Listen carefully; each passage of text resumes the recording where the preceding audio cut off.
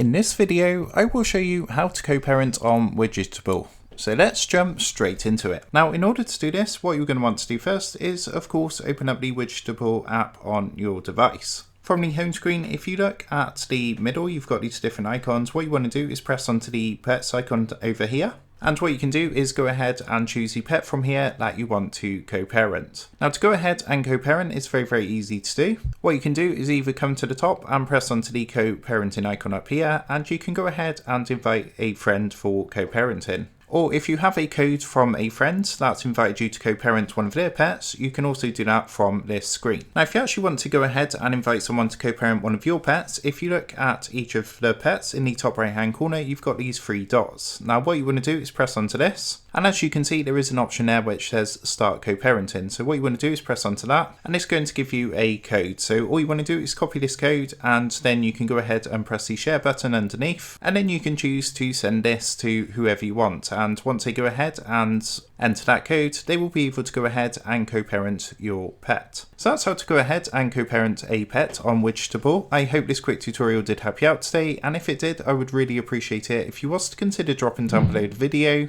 leaving a like, and also subscribing to the channel. With that being said, I just want to take a minute to thank you guys for watching this tutorial, and I will see you in the next video.